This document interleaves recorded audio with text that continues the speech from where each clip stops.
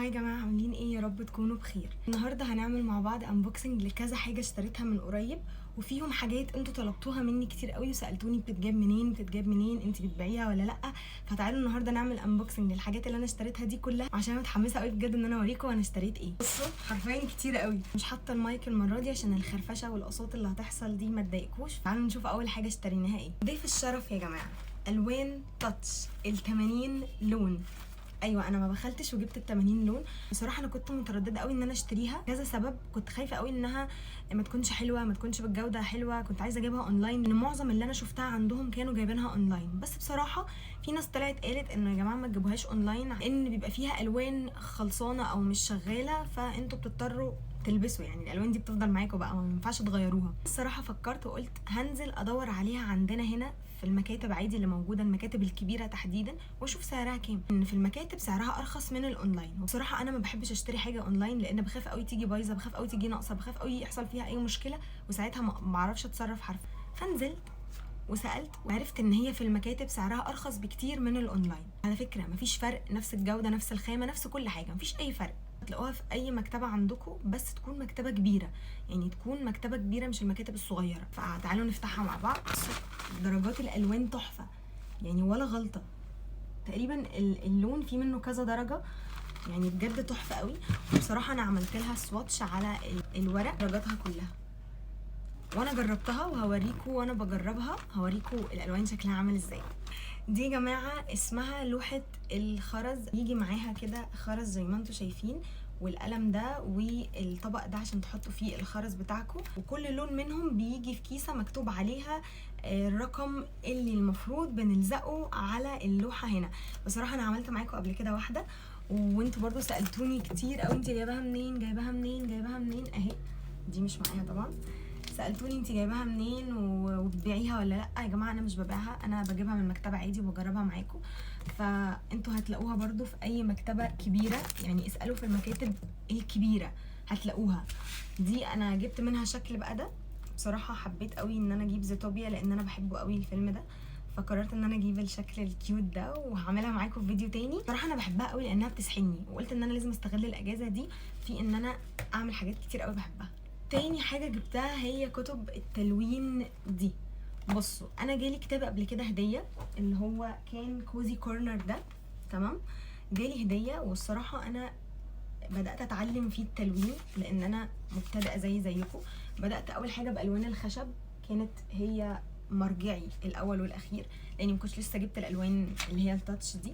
وبصراحه الوان الخشب يعني مش الموضوع ما كانش وحش، الموضوع كان حلو وكان ماشي. بصوا مطلعه ايه بالوان الخشب، يعني دي رسمه بالوان الخشب، انتوا متخيلين؟ فعادي مش هتفرق بقى تاتش من خشب، مش هتفرق.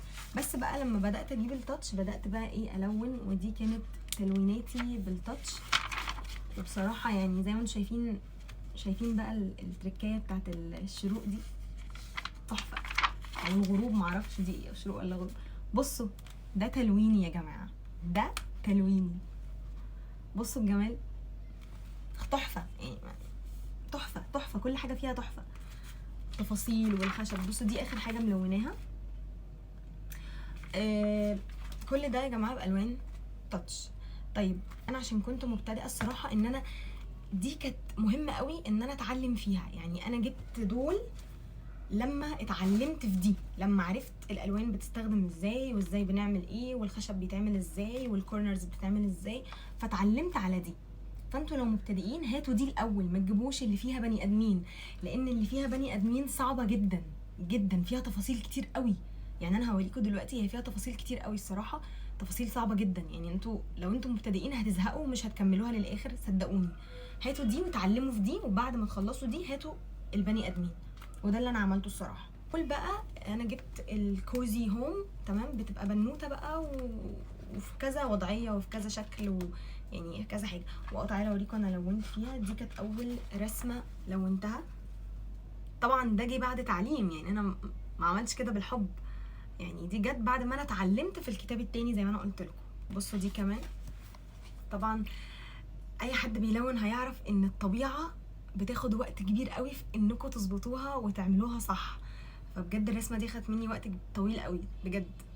الكتاب من ده كان ب100 جنيه تقريبا، وبرده هتلاقوها في كل المكاتب الكبيره اللي عندكم. انا كنت جايباها من مكتبه عندي في اسماعيليه، او هتلاقوها في المكاتب دي عامه. لو حد بيتفرج عليا من اسماعيليه هتلاقوها في مكتبه زوم، هتلاقوها في مكتبه نون، هتلاقوها في قبيل، هتلاقوها في الصفا والمروه، هتلاقوها في كل المكتبات دي. ما تشتروش الكتب دي اونلاين، لان الكتب دي تتباع اونلاين اغلى. بالنسبه لي ارخص ان انا اجيبها من مكتبه. وعلى فكره خامه الورق قويه جدا، مش خامه وحشه، خامه الورق نفسها قويه. ف جبت ده كمان بتاع كيرفي كيوتي او كيوتيز، جبته بجد. ناس كتير قوي وانا واقفه بشتريه كانت عماله تقول صعب صعب صعب وبلاش تشتروه بلاش تشتروه، بس انا جبته مش عارفه ليه الصراحه.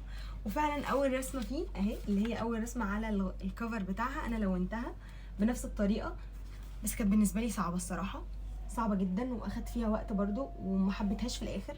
بس احنا بنتعلم زي ما انا قلت لكم. جبت دول على اساس ان هم الوان باستيل، بس اتفاجئت ان هم ماركرز بتوع المذاكره عادي عارفينهم. زعلت الصراحه جدا، بس مش مهم، قلت هحتاجهم في النهايه، يعني انا كده كده بشتغل كمدرسه، يعني هحتاجهم في التحضير بتاعي، فقلت مش مهم مش مهم. صراحه حلوين قوي، يعني لاي حد داخل ثانوي او بيذاكر او بيحب يعلم بالماركر قوي. يا جماعه هاتوها، دي فيها 12 لون، وال 12 لون ب 80 جنيه، فحلوه قوي، سعرها حلو قوي، هاتوها. طيب جبت دي كمان للمكتب بتاعي عشان احطها زي كده منظم، عشان احط فيه الالوان وانا بلون، عشان يبقى الموضوع سهل عليا. ولو عجبتني هروح اجيب منها كذا واحده واحطهم كده جنب بعض على المكتب بتاعي. فعجبتني قوي، وبرده سعرها ما كانش غالي، بس انا مش عارفه هي كانت بكام بصراحه، مش عارفه. اللي انتوا بتقعدوا تسالوني عليها وانتوا فاكريني ببيعها برضو، دخلتولي بعتولي هي بكام هي بكام. دي لعبه الستيكرز يا جماعه، اللي هي بيجيب لكم اماكن وانتوا ومعاها ستيكرز كده، وانتوا بتاخدوا الستيكرز وتحطوه على المكان اللي موجود صح. هو بيبقى مديكوا الستيكرز اهي في شيتس زي دي كده، وبيبقى مديكوا المكان فاضي، فانتوا بتاخدوا الستيكرز من ورا وتشوفوا مكانه فين وتبداوا تلزقوه على الاماكن بتاعته الصح. يطلع الشكل في النهايه زي كده بالظبط، زي اللي فوق بالظبط. بيبقى فيها حوالي 8 اماكن او اكتر كمان، وانتوا بقى بتاخدوا بتقعدوا تلزقوا. اللعبه دي يا جماعه مسليه جدا جدا جدا، وبتضيع الوقت، وحلوه قوي في انكم تستغلوا الاجازه فيها. انا كنت جايباها تقريبا ب 40 جنيه. برضو هرجع اقول لكم ما تجيبوش حاجه اونلاين، الاونلاين بيبقى غالي. يعني انا سالت واحده عليها اونلاين، تخيلوا كانت بكام؟ كان فيها 10 اماكن، تخيلوا كانت سعرها ايه؟ كانت ب 450 جنيه. معرفش ازاي، هي اكبر من دي شويه صغيرين، يعني اكبر منها حاجه بسيطه، و10 اماكن. دي 8 اماكن وب 40 جنيه، التانيه كانت 10 اماكن. فالصراحه قيمه ال 40 دي حلوه وفيها كذا مكان، فاقتصاديه جدا. وكمان جبت منها الشكل ده زي ما انا قلت لكم، الشكل ده بتاع كيبوب ديمون هانترز. انا كنت جايبه 2 كرومي، بس عيال اخواتي شبطوا فيهم واخدوهم. هي بيجي معاها الملقاط الصغير ده، تمام، بيجي معاها الملقاط ده عشان تاخدوا بيه الستيكرز. واهم دي بقى غير التانية، دي مختلفة شوية. بصوا اهي دي الستيكرز بتاعت الاماكن، تمام، مش عارفه اوريها لكم ازاي.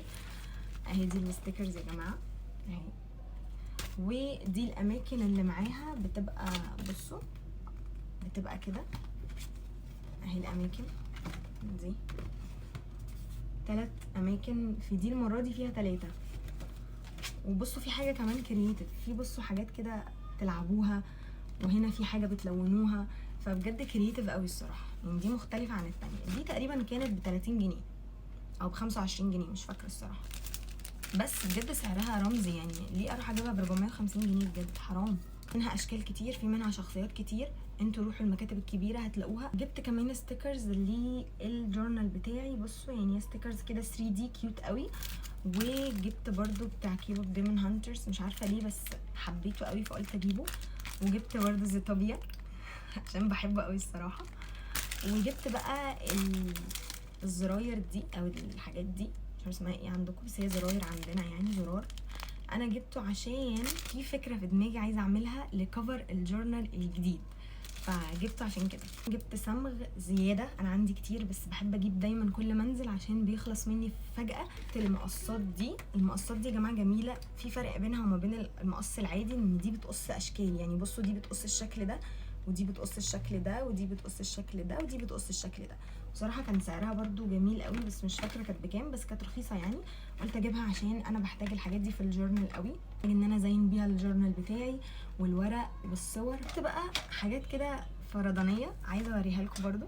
جبت القلم الهايلايتر الابيض ده عشان استخدمه في الالوان ده يا جماعه، اللي بيعمل في الاخر منظر كده كانه 3 دي للرسمه بتاعتكم. هوريكم ازاي. شايفين النقط، شايفين الحاجات البيضه دي اللي هي بتلمع دي؟ هو ده اللي بيعملها، ده اللي بيعملها. شايفين التفاح بيلمع ازاي؟ هو ده يا جماعه اللي بيعملها. جبت منه الابيض وجبت منه الجولد، تمام، وجبت منه السيلفر اهو. السيلفر جبت منه ال3 درجات دول، الابيض والجولد والسيلفر، تمام، عشان بحتاجهم كتير وفعلا بيفرقوا قوي في شكل الرسمه، فكان لازم الصراحه ان انا اجيبهم. والقلم كان تقريبا ب20 او ب15 مش فاكره، بس هو حلو قوي. لو انتوا يعني حابين تلونوا وحابين تبداوا الوان هاتوه، اوعوا ما تجيبوهوش، وسعره رخيص جدا فمش هيخسر حاجه، هاتوه معاكم. جبت كمان برضو قلم نفس الفكره، هو لو تعرفوه، تمام، بيبقى اكليريك برضو، بيبقى ابيض بس سنه كبير شويه، يعني سنه تخين شويه، برضو بينفع قوي في الرسومات.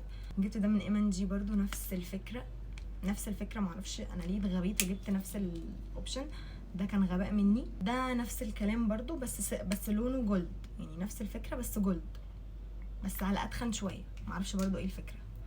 وده نفس الفكره بس سيلفر وعلى اتخن شويه، معرفش برضو ايه الفكره. كذا بنوته بتلون بيهم، بيفرقوا قوي في التلوين، خصوصا لو انت عايزه تداري الخط الاسود او الخط اللي بيبقى متحدد بيه الرسمه. لو انت عايزه تداريه بتستخدمي دول وبتداريه على طول. جبت كمان القلمه دي، بصوا القلمه دي يا جماعه، بصوا اصلا شكلها عامل ازاي، تحفه.